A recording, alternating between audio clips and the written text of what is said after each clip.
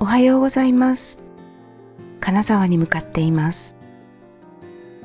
今日から2泊、北陸の地、金沢で自分と向き合います。今回の旅行は読書がテーマ。ここ数年、じっくり本が読めていないなと気づきました。仕事に家事に忙しくしていると、まとまった時間が取れず、気づけば最後にしっかり本を読んだのっていつだったっけ？目もどんどん悪くなり、集中力も前ほど持たなくなった50代。たまには日常を離れてゆっくり本が読みたい。そう思って金沢を選びました。今日はネットで見かけて気になっていた図書館を訪ねます。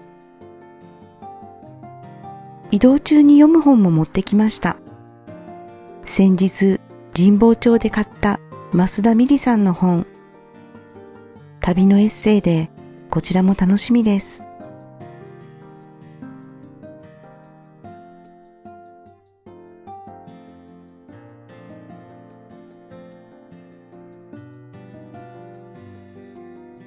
金沢に行くのは今回が2回目。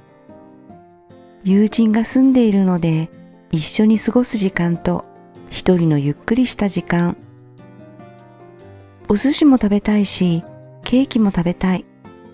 買い物もできるかな？頑張らない旅と言いつつ、また欲張ってしまいそうです。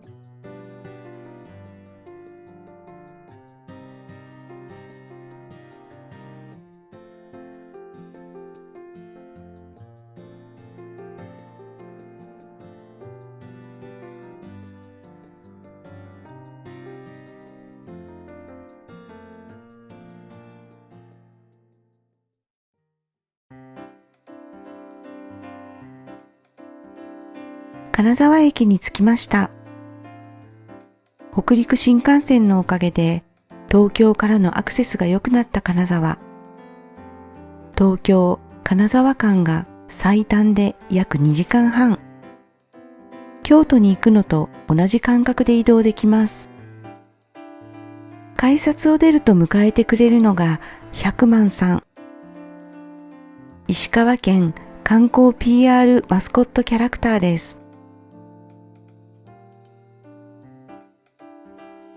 前回の金沢旅行で大好きになった百万さん。今回の旅行ではいくつかグッズも買いたいです。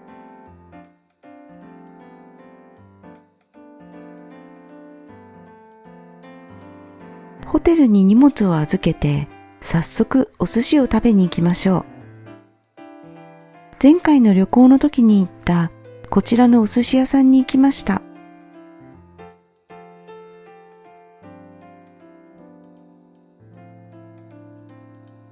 駅直結で行きやすい。のどぐろと白エビが美味しかったです。せっかくなので金沢の玄関、鼓門にもご挨拶します。駅の東口を出るとガラス張りのドームがあり、その先端にあるのがこちらの大きな門です。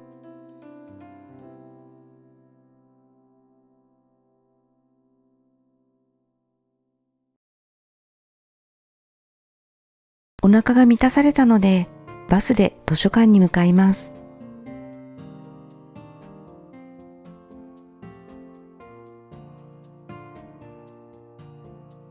金沢市内のほとんどのバスは交通系 IC カードが使えないのですが、代わりにクレジットカードのタッチ決済ができます。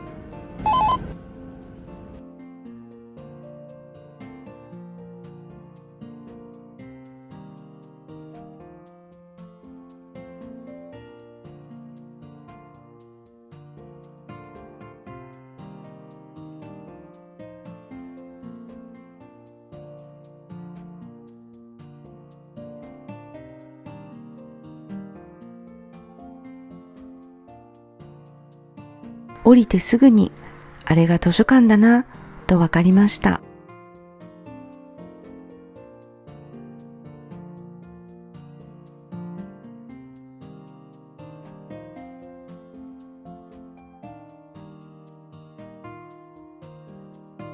広い。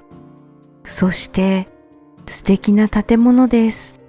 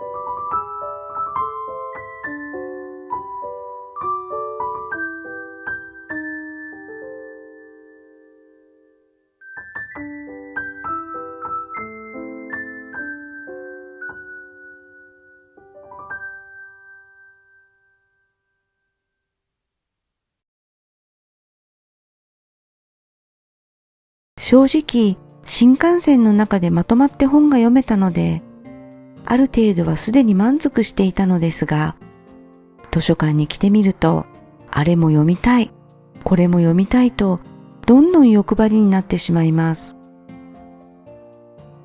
せっかくだからゆかりのあるものが読みたいと探したら、五木ひろゆきさんの短編を見つけました。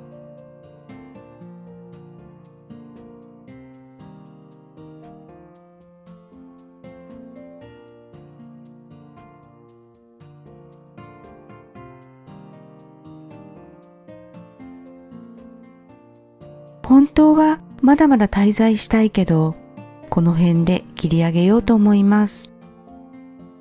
帰りに寄りたいカフェがあったのですが、うっかり長く滞在してしまったので、急遽図書館にあるカフェで休むことにしました。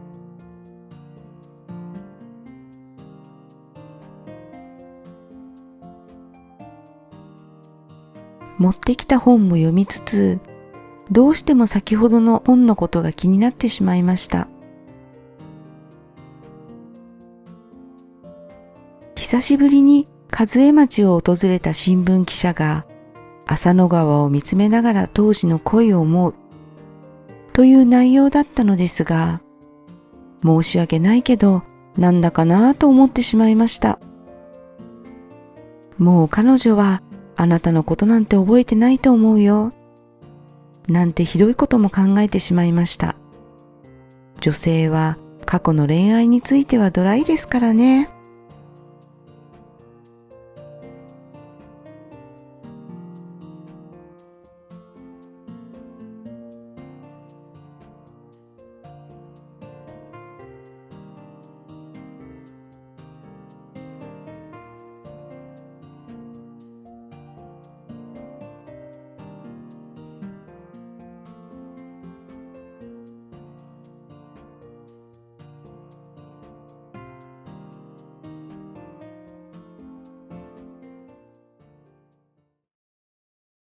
今回は金沢駅構内にあるホテルにしました。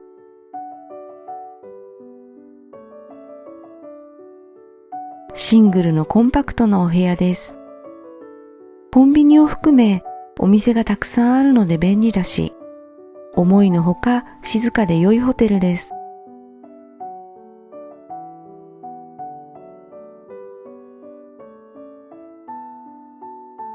夕飯は駅にあるお店でさっと済ませて、寝る前にもう少し本を読んで早めに休みました。